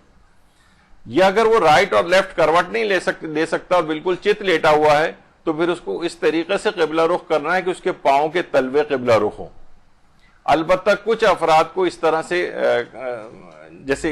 آپ یہ رائٹ کروٹ یا لیفٹ کروٹ، کوئی بھی اگر اس طرح سے مریض ہے تو کروٹ سے لے کے قبلہ رخ ہو کر کہ اس کے جسم کے آگے کے حصے قبلہ رخ ہوں، اس طرح سے اس کو نماز پڑھنا۔ لیکن اگر کوئی الٹا لیٹ کے اس طریقے سے نماز پڑھے گا، یہ جائز نہیں۔ وہی سوچ رہا ہے کہ یہ تو قبلہ اس طرف ہے تو میں اپنے سر کو اس طرح سے رکھوں، نہیں، پھر اس کے لیے ضروری ہو جائے گا کہ یہ برخلاف سمت میں جائے اس کے، کہ اس کے پاؤں قبلہ رخ ہوں۔ ابھی کیا ہے، اس کے پاؤں قبلے سے بالکل دوسری سمت میں ہے مثلا، اور یہ جو ہے قبلے کی طرف رخ کر کے نماز پڑھ رہا ہے، یہ طریقہ کار باطل ہے، اس سے نماز اس کی صحیح نہیں ہوگی، اور اس کو اس طرح سے لیٹ کر چت لیٹ کر نماز پڑھنا ہے کمر کے بل کہ اس کے پاؤں جو ہیں وہ قبلے کی طرف ہوں۔ اچھا، سمت قبلہ کو تشخیص کیسے کیا جاتا ہے، کیسے تشخیص کریں، ہم کیسے پتہ چلائیں؟ دیکھیے سب سے پہلی تو چیز یہ ہے کہ خود یقین اور اطمینان ہو کہ قبلہ اسی سمت میں، ہم دیکھتے آ رہے ہیں، سارے ہمارے گھر والے اسی طریقے سے نماز پڑھ رہے ہیں، اطمینان ہوتا ہے کہ سمت قبلہ اسی سمت میں ہے، خود یقین یا اطمینان ہو کافی۔ دوسرا طریقہ یہ ہے کہ دو عادل گواہ کی گواہی، جنہوں نے خود قبلہ تشخیص کیا وہ گواہی دیں کہ بھئی ہم نے تشخیص کیا ہے، ہم نے دیکھا ہے، ہم نے جو ہے وہ گوگل میپ سے دیکھا ہے مثلا، یا ان کے کہنے سے آپ کو دو عادل افراد گواہی دیں کہ ہم نے خود تشخیص کیا ہے، آپ اس سمت میں نماز پڑھ سکتے ہیں، بس ان کی بات کافی ہے، چاہے آپ کو شک ہی کیوں نہ ہو رہا ہو کہ پتہ نہیں انہوں نے صحیح کیا ہے یا نہیں کیا، لیکن عادل افراد ہیں، انہوں نے تشخیص کیا ہے، آپ کو اگر بتا رہے ہیں تو آپ کو ان کی بات کو یقین کر لیجئے ان کی بات پہ، اور اسی سمت میں نماز پڑھ لیں۔ اور تیسری چیز یہ کہ جو بھی علمی طریقے سے قبلہ تشخیص دے سکے اور اس کے کہنے پر اطمینان ہو جائے. اگر عادل نہیں بھی ہیں لیکن آپ کو پتا ہے کہ یہ اس معاملے میں جھوٹ نہیں بولے گا, اس کے کہنے پہ ہمیں اطمینان بھی ہو رہا ہے, یعنی اگر عادل گواہی نہیں دیں, کوئی اور شخص گواہی دے رہا ہو تو ضروری ہے کہ پھر اس کے کہنے سے اطمینان ہونا چاہیے. یعنی کوئی اگر بتا رہا ہے اور ہمیں اطمینان نہیں ہو رہا اور وہ عادل بھی نہیں ہے تو پھر اس کی بات پر عمل نہیں کیا جا سکتا. اور چوتھی چیز یہ ہے کہ اگر یہ سب طریقے نہ ہو جو پہلے بیان ہوئے ہیں تو اپنے ظن اور گمان کے مطابق بھی عمل کر سکتا ہے. ظن اور گمان یعنی زیادہ دل کہہ رہا ہے ہمارا, 80% دل یہ کہہ رہا ہے, گمان ہے ہمارا کہ قبلہ اس سمت میں ہوگا, خود سے اندازہ آپ نے لگایا تو اس کے مطابق بھی عمل کیا جا سکتا ہے. اچھا, کیا یہ ضروری ہے کہ اب تو کیونکہ جدید وسائل آ گئے ہیں, گوگل میپ بھی آ گیا ہے اور جناب وہ کمپاس بھی آ گئے ہیں اور بھی اس طرح کی چیزیں آ گئی ہیں, اور وہ قبلہ نما جو وہ ہوتے ہیں اس میں موبائل فون میں ایپس آ گئے ہیں اس کے, کیا ضروری ہے کہ ان وسائل کو اختیار کیا جائے؟ تو دیکھیے, واجب تو نہیں ہے کہ ان وسائل کو اختیار کیا جائے, واجب تو نہیں ہے, لیکن ان سے بہرحال مدد لی جا سکتی ہے. یعنی گوگل میپ یا اسمارٹ فون ایپ جو ہیں آپ کے موبائل فون کے اندر, یہ قبلہ کمپاس وغیرہ ہوتے ہیں, ان کے ذریعے بھی. پہلے زمانے میں تو دیکھیے ایک شاخص کہلاتی تھی چیز, وہ لکڑی جو زمین میں اوقات نماز کو معلوم کرنے کے لیے بھی لگائی جاتی تھی اور قبلے کی ڈائریکشن معلوم کرنے کے لیے بھی لگائی جاتی تھی. اب تو وہ شاخص اس طور پر نہیں ہوتے پتہ چلانے کے لیے, اب تو یہ سب گیجٹس آ گئے ہیں اس سلسلے میں. تو یا بہت سی جانماز جس سمت میں بھی آپ پڑھنا چاہیں تو اس میں گوگل میپ کے ذریعے بھی قبلے کا تعین ہو سکتا ہے, یا بہت سی جانمازیں ایسی ہیں کہ بیچ میں قبلہ نما ان کے لگا ہوا ہوتا ہے اور آپ صحیح طور پر اس جانماز کو موڑ کر قبلے کی سمت میں کر سکتے ہیں. ان سب چیزوں سے بھی مدد لی جا سکتی ہے. اچھا, بعض اوقات دیکھیے یہ ہوتا ہے کہ اگر پتہ نہ چل سکے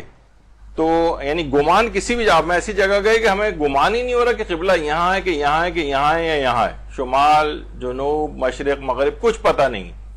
تو پھر گمان بھی نہیں ہو رہا ہے, سب جگہ جو ہے سمجھے 50-50% ہے ہر سمت کے لیے, گمان ہو تو ہم اس کے مطابق عمل کر لیں, تو پھر چاروں سمتوں میں نماز پڑھنی واجب ہو جاتی. یعنی ایک ہی نماز ہے اس کو 4 سمت میں پڑھیں. اچھا, ہم کیا یہ کر سکتے ہیں کہ مثلا ہمیں ظہر و عصر کی نماز پڑھنا ہے تو ہم پہلے ظہر پڑھیں اور پھر اسی جگہ عصر بھی پڑھ لیں, پھر دوسری سمت میں ظہر اور عصر پڑھیں, پھر تیسری سمت میں نہیں, پھر اس میں پہلے ظہر کو 4 سمتوں میں مکمل کریں اور اس کے بعد عصر کو پھر 4 سمتوں میں مکمل کریں. یعنی یہ نہیں کر سکتے کہ ہم ظہر و عصر ایک سمت میں پڑھ کے پھر اگلی سمت میں جائیں, پھر وہاں ظہر و عصر پڑھیں پھر اگلی سمت میں جائیں, یہ نہیں. اس میں پھر یہ طریقہ کار ہوگا کہ پہلے ظہر کو 4 سمتوں میں اور اس کے بعد پھر عصر کو 4 سمتوں میں. یہ اس وقت کی بات ہے کہ جب گمان بھی نہ ہو رہا ہو, ورنہ گمان کسی جگہ آپ کا دل کہہ رہا ہے کہ نہیں 80% 90% مجھے لگ رہا ہے کہ قبلہ سمت میں, تو بس وہ کافی ہے آپ کے لیے اور اس کے مطابق نماز پڑھی جا سکتی. یہ اس وقت ہوتا ہے جب آپ کو کہیں پر بھی گمان نہیں ہو رہا اور شک برقرار رہے کہ پتہ نہیں اس سمت میں اس میں یا اس میں, پھر 4 سمتوں میں نماز پڑھنا ہوتی. کیا قبلے کے تعین میں مزید قوی گمان پیدا کرنے کے اقدامات کیے جا سکتے ہیں؟ جی ہاں, اس صورت میں کہ مثلا ہم نے اسٹیورڈ سے پوچھا, ایئر ہوسٹس سے پوچھا, ان سے کچھ مشکوک سا ہمیں لگا کہ پتہ نہیں صحیح بتا رہے ہیں نہیں بتا رہے, یا وہ خود اتنے ڈیسائسو قسم کے انہوں نے طریقے سے نہیں بتایا, شک و شبے والی لہجے کے اندر چیز بتائی, تو پھر اس صورت میں ان کی بات پر اطمینان نہیں کیا جائے گا, بلکہ پھر اس کے بعد مزید قوی گمان پیدا کرنے کے لیے ان چیزوں کا سہارا, اگر آپ کے پاس یہ چیزیں موجود ہیں تو اپنے گمان کو قوی تر کیا جائے گا. یعنی بعض اوقات یہ ہوتا ہے نا کہ ٹھیک ہے ابھی آپ نے کہا کہ نہیں واجب نہیں کہ ہمارے پاس موبائل کے اندر ایپ موجود بھی ہے, تب بھی ہمارے لیے واجب نہیں کہ لازمی اس کو کھول کر ہی اس کو استعمال کریں. ہم کسی سے پوچھ بھی سکتے ہیں, لیکن پوچھنے پر اگر اطمینان نہیں ہو رہا ہے اور مزید قوی گمان پیدا کرنا ہے قبلے کے تعین کے لیے, تو پھر ان چیزوں کا سہارا لے لینا چاہیے. اچھا, پھر کبھی ایک یہ بڑا مسئلہ پیش آتا ہے کہ بہت سے لوگ طویل عرصے تک اس طرح سے نمازیں بھی پڑھتے رہتے ہیں. اگر نماز کے بعد پتہ چلے کہ قبلہ کسی اور سمت میں تھا, قبلہ تو کسی اور سمت میں تھا, ہم تو کسی اور سمت میں نماز پڑھتے رہے, اب کیا کریں, پچھلی نمازوں کا کیا ہوگا؟ اس سلسلے میں پھر علماء نے اس کا ایک اصول بتایا ہے مثلا یہ درمیان میں جیسے آپ کھڑی ہوئی ہیں، یہ جو بیچ میں جو لکیر ہے سمجھے یہ آپ ہیں، آپ اصل جو قبلہ ہے جو آپ کو اب پتہ چلا ہے، آپ اس کی طرف رخ کر کے کھڑے ہو جائیں اور اپنے دونوں ہاتھوں کو دائیں بائیں پھیلا لیں، جس طرح سے ڈی کے دو طرف کے جو حصے ہیں دونوں طرف کے آپ ہاتھ پھیلا لیں۔ اس دوران یہ جو دونوں طرف کا 90 ڈگریز کے اندر رائٹ اور لیفٹ، اس میں اگر وہ نماز پڑھی گئی ہے تو وہ نمازیں ساری صحیح ہیں، لیکن اگر اس سے ہٹ کر بہت پیچھے کی طرف سمجھیں کہ 90 سے بہت زیادہ آگے معاملہ نکل گیا ہے کسی بھی سمت میں، تو پھر وہ تمام پڑھی جانے والی نمازیں باطل ہیں اور ان کو دوبارہ پڑھنا پڑے گا۔ یعنی اس کا طریقہ یہ ہے کہ اب جو صحیح سمت آپ کو پتہ چلیے اس میں آپ کھڑی ہو جائیں قبلہ رخ ہو کے، اور اپنے دونوں ہاتھوں کو فل ایکسٹینڈ کے اندر پھیلا لیں، رائٹ اور لیفٹ۔ اب دیکھیں کہ ان ہاتھوں کے دونوں ہاتھوں کے درمیان میں کیا وہ نماز پڑھی گئی ہے؟ اگر وہ کہیں پہ بھی ان سمتوں کے اندر نماز پڑھی گئی ہے، دونوں ہاتھوں کو اگر پھیلا لیں ہم، یعنی سمجھیں کہ یہ آپ جو کھڑی ہوئی ہیں، یہ جو ڈی آپ کو نظر آ رہی ہے، اس کے رائٹ اور لیفٹ، اس میں کہیں پر بھی آپ نے رخ پہ نماز پہلے پڑھی ہے تو آپ کی تمام نمازیں صحیح ہیں، اور اس سے اگر ہٹ کے بہت پیچھے کی طرف معاملہ چلا گیا ہے، یعنی دونوں طرف سے ایک لحاظ سے دیکھیں تو 180 سے بھی آگے چلا گیا ہے، دونوں طرف کے 90s میں سے آگے بڑھ گیا ہے معاملہ، اور پیچھے کی طرف کہیں آپ نے نماز پڑھی ہے تو وہ پچھلی تمام نمازیں باطل ہوں گی اور ان کو دوبارہ پڑھنا پڑے گا۔ یہ اس کا ایک اصول ہے۔ اہل سنت کے ہمارے ہاں 45 دونوں طرف کا اکثر ان کے علماء کہتے ہیں، میں نے ویسے ایک معلومات کے حوالے سے ایک بات بتا دی، ورنہ ہمارے ہاں دونوں طرف رائٹ اور لیفٹ 90 ڈگریز ہونا چاہیے، یعنی اس کے اندر ہو تو ٹھیک ہے۔ اتنی اہمیت ہے قبلے کی کہ اگر ہم کسی اور سیارے یا چاند پہ چلے جائیں، وہاں پہ ہم قبلے کا تعین کیسے کریں گے؟ نماز تو وہاں پر بھی پڑھنا ہے، چاند پر جا کر بھی۔ پھر وہاں کے متعلق علماء یہ فرماتے ہیں کہ چاند پر جا کر کسی اور سیارے پر زمین کی طرف رخ کر کے نماز پڑھی جائے گی۔ یہ چاند کی جو اگر صورت جو آپ کے سامنے ہے، اول تو خیر اب تو یہ بھی کنٹروورسی کے اندر چیز چلی گئی کہ انسان چاند پہ گیا بھی تھا یا نہیں گیا تھا، مشکوک سی بات ہو گئی ہے۔ تو بہرحال جو آپ کو پیچھے نظر آ رہا ہے اوپر وہ زمین ہے، تو اس طرح سے نماز پڑھنا پڑے گی کہ پڑھنے والے کا رخ زمین کی طرف ہو جائے۔ یعنی یہ نہیں کہ ہم تو زمین سے ہی باہر نکل گئے اور خانہ کعبہ تو زمین میں رہ گیا اور ہم تو آسمانوں میں اور سیاروں میں کسی وقت، تو کسی بھی طریقے سے وہاں پر آپ کو زمین کی طرف رخ معلوم کر کے زمین کی طرف رخ کر کے نماز پڑھنا ہے، اور اگر پتہ نہ چل سکے وہاں پر بھی تو چاروں سمتوں کے اندر نماز پڑھنا پڑے گی۔ اچھا، کچھ یہ تو واجبات والی چیزیں تھیں کہ جس میں قبلے کا خیال کرنا واجب ہوتا ہے، کچھ کام ایسے جس میں قبلے کی طرف رخ کرنا مستحب یا پسندیدہ سمجھا گیا ہے، ڈیزائربل ہے اسلام کے نزدیک، ریکمینڈڈ ہے کہ آپ قبلہ رخ ہو کر وہ کام کریں، واجب تو نہیں ہے۔ مثلا اس میں ایک عمل ہے دعا کرتے وقت، جب بھی آپ دعا مانگیں اگر قبلہ رخ ہو جائیں تو بہت ہی اچھا ہے، تو اس وقت کی دعائیں جو قبلہ رخ ہو کے مانگی جائیں ان کی قبولیت کے زیادہ امکانات پیدا ہو جاتے ہیں۔ تو دعا جب بھی کریں کوشش کریں کہ قبلہ رخ ہو جائے۔ دوسری چیز ہے ذکر خدا کرنے کے دوران، جب بھی آپ ذکر خدا کریں، مثلا کوئی تسبیح اگر آپ پڑھ رہی ہیں تو کسی بھی سمت میں پڑھ سکتی ہیں، کوئی ضروری نہیں ہے، لیکن اگر کوشش کریں کہ قبلہ رخ ہو جائیں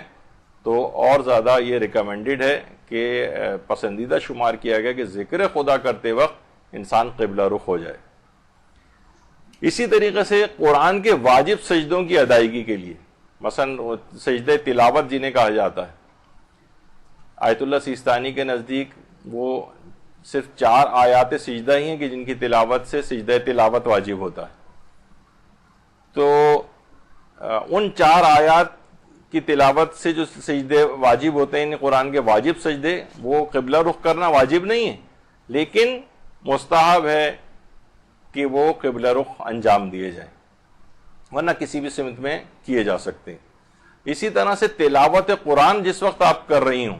اس وقت میں مستحب یا پسندیدہ سمجھا گیا ہے کہ تلاوت قرآن کرتے وقت قبلہ رخ ہو انسان۔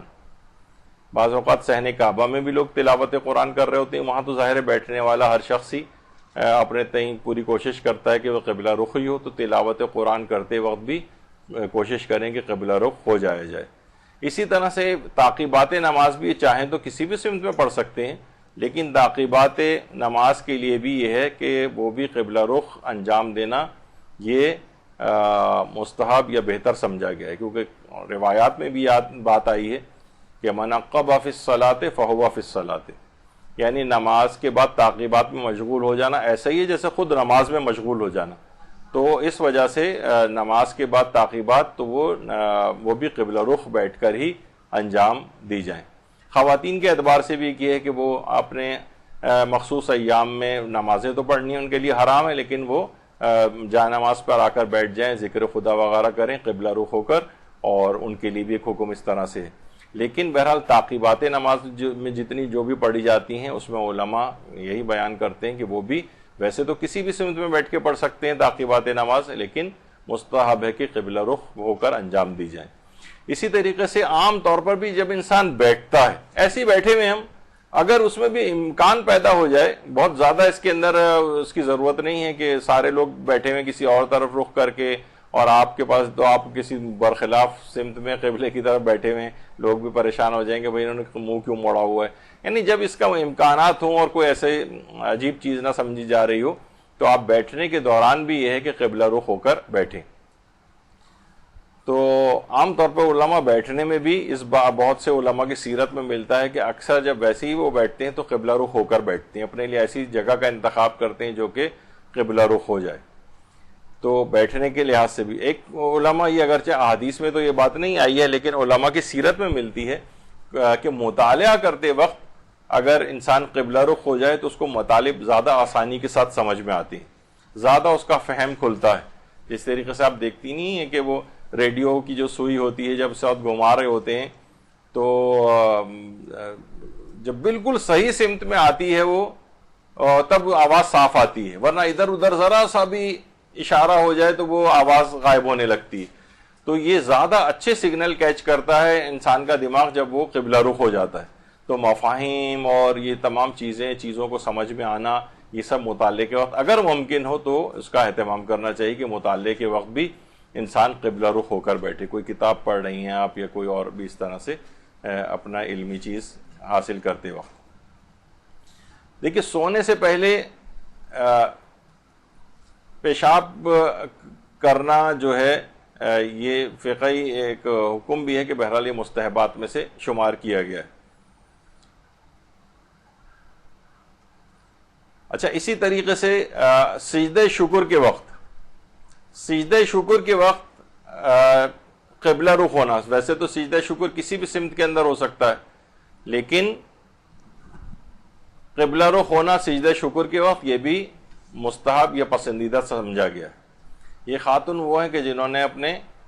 شہید شوہر کی جب لاش ریسیو کرنے کے لیے گئیں تو پہلے سجدہ شکر کو انجام دیا اور اس کے بعد پھر اس کی لاش ریسیو کی. تو سجدہ شکر کے بے تحاشا مواقع ہو سکتے ہیں کہ انسان اس موقع پر جب اسے کوئی بھی نعمت یاد آئے اسی وقت سجدہ شکر کرنا یہ مستحب. روایات میں یہاں تک ملتا ہے کہ ائمہ معصومین اپنی سواری سے اتر کر سجدہ شکر انجام دیتے تھے. لوگ پوچھتے تھے مولا یہ کون سا موقع؟ کہا کہ مجھے ایک نعمت یاد آ گئی تھی جو پروردگار نے دی تھی، تو میں نے اس وجہ سے سواری سے اتر کر شکر کا ایک سجدہ انجام دیا.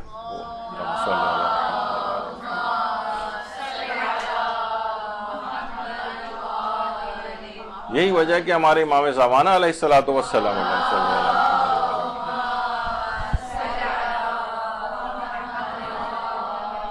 فرماتے ہیں کہ واجب ترین مستحبات میں سے، یعنی ضروری ترین مستحبات میں سے سجدہ شکر.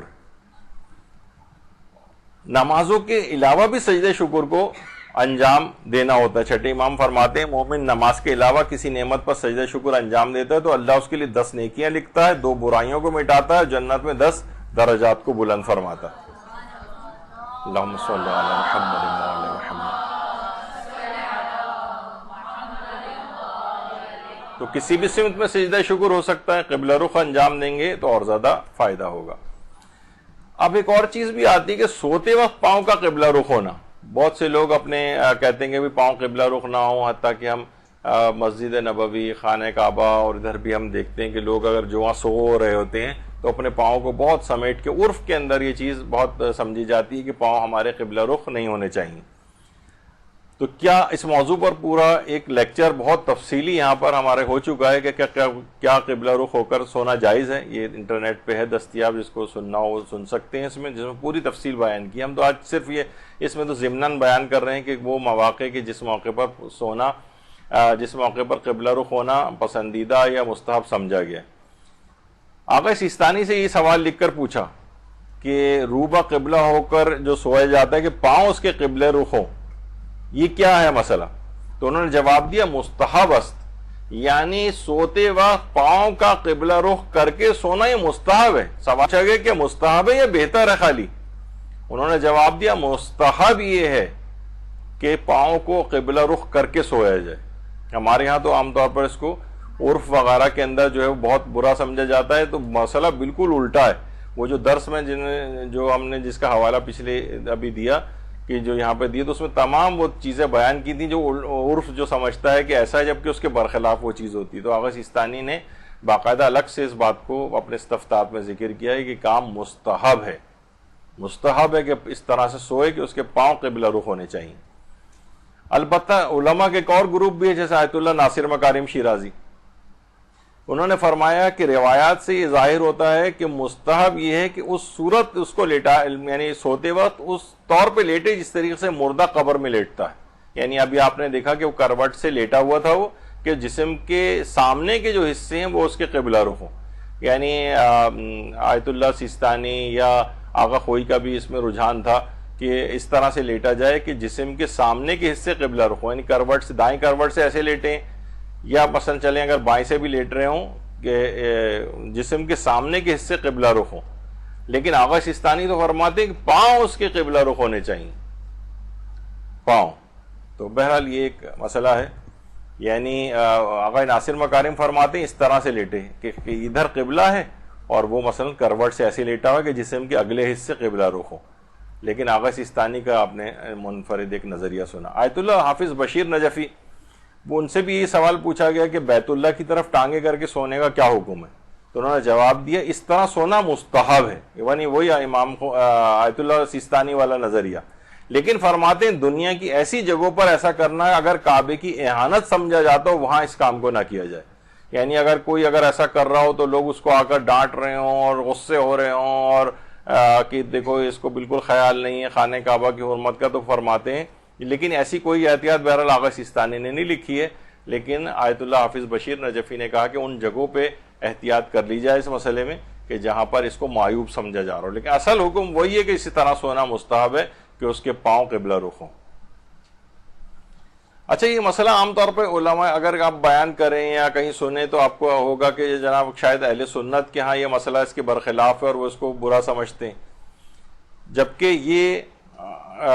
جو اہل سنت کے جو مفتی حضرات ہیں، یہ ان کے استفتاءات آپ کو بتا رہا ہوں کہ کعبے کی طرف ٹانگ وغیرہ کرنے میں کوئی شرعی ممانعت نہیں. جو کوئی اس کو حرام کہتا ہے اس کے ذمے ہے کہ وہ دلیل دے، کیونکہ حرمت ایک حکم شرعی ہے جو بغیر نص کے ثابت نہیں ہوتا. اور فرماتے ہیں یہی فتویٰ شیخ عبدالعزیز ابن باز اور صالح الفوزان اور سعودیہ کی فتویٰ کمیٹی کا بھی ہے کہ ایسا کرنے میں کوئی شرعی حرج نہیں ہے. یعنی ان کی ہاں بھی یہ والا مسئلہ جو ہے وہ پایا جاتا ہے. اور کچھ ہیں دارالعلوم دیوبند والے، وہ کہتے ہیں کہ قبلے کی طرف پاؤں کرنا مکروہ ہے، لیکن یہ حرام انہوں نے بھی قرار نہیں دیا ہے. اور جو ان کے فتاوے ہیں اس طرح کے، اس میں بھی انہوں نے کہا ہے کہ یہ ممانعت کسی حدیث سے ثابت نہیں. یعنی اگر کبھی ایسا ہو، اور کیونکہ ظاہر ہم ایسے معاشرے میں رہتے ہیں کہ ہمیں برادران اہل سنت کے ساتھ بھی رہنا پڑتا ہے، ممکن ہے ایک اعتراض ان کی طرف سے آئے تو آپ ان کو یہ بتا سکتی ہیں کہ یہ مسئلہ آپ کے ہاں بھی پایا جاتا ہے. یعنی وہ حرام کوئی بھی نہیں سمجھتا ہے، کچھ مکاتب فکر مکروہ سمجھتے ہیں اور کچھ بالکل ہی جائز سمجھتے ہیں. تو بہرحال یہ حرام ہونے کا یا ممنوع ہونے کا فتویٰ یہ کہیں پہ بھی ان کے ہاں بھی موجود نہیں.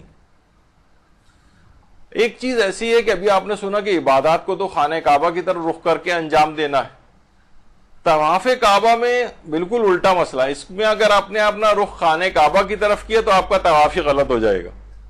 طواف اس طرح سے اینٹی کلاک وائز کرنا ہوتا ہے کہ آپ کا بایاں کاندھا جو ہے وہ خانہ کعبہ کی سمت کی طرف ہونا چاہیے، لیکن آپ کے جسم کے جو سامنے کے حصے ہیں وہ تو کعبے سے ہٹے ہوئے ہوتے ہیں بالکل. اس میں اگر آپ نے رخ کو ادھر موڑ کے اس سمت میں کر کے کچھ طواف کیا تو آپ کا طواف کا اتنا حصہ شمار نہیں ہوگا. آپ اگر کبھی ایسا ہو گیا، بعض اوقات یہ ہوتا ہے کہ دھکا لگ گیا، آپ کی سمت پوری بدل گئی اور آپ کئی قدموں تک اس ریلے کے اندر بہتے ہوئے چلے گئے، یعنی آپ کا اختیار ہی ختم ہو گیا تھا، آپ کو تو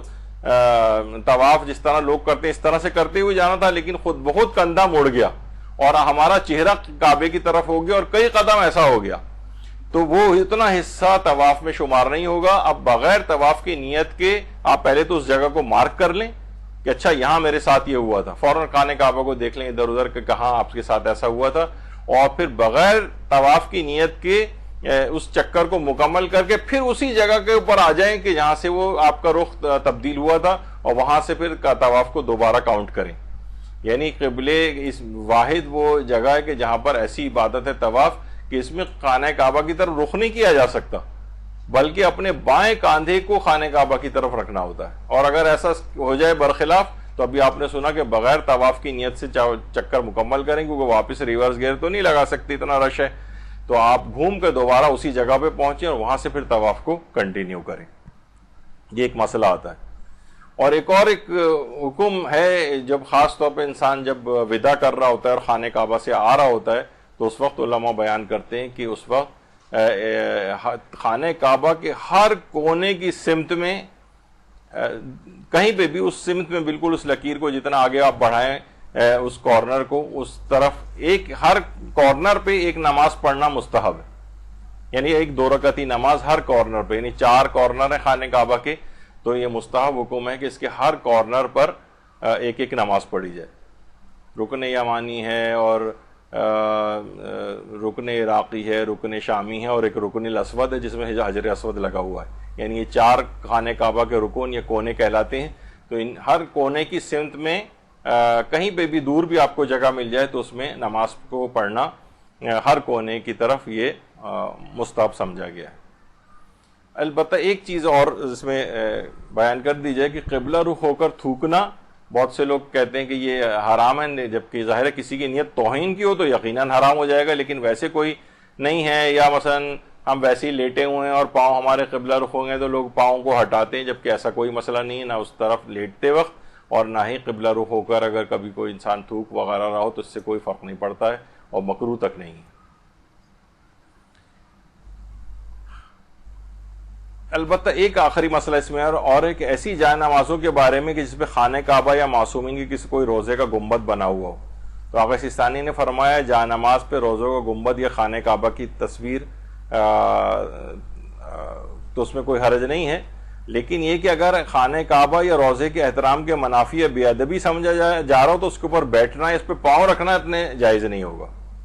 یعنی ٹھیک ہے خانہ کعبہ کی تصویر جہاں نماز کے اوپر بنی ہوئی ہے، آپ اس پہ نماز پڑھ سکتے ہیں، لیکن لوگ عرف میں یہ کہہ رہے ہیں کہ بھئی آپ تو اس کے اوپر پاؤں رکھ رہے ہیں، یعنی اس طرح سے کہ آپ خانہ کعبہ کے اوپر پاؤں رکھتے ہوئے جا رہے ہیں، تو پھر یہ صحیح نہیں ہے، کیونکہ عرف میں یہ توہین سمجھا جائے گا۔ تو آپ نے دیکھا کہ بہرحال یہ صرف ہم نے قبلہ رخ ہونے کے سلسلے میں کتنے ضمنی احکام جو ہیں وہ آپ کی خدمت میں سارے ایک جگہ جمع کر کے پیش کیے۔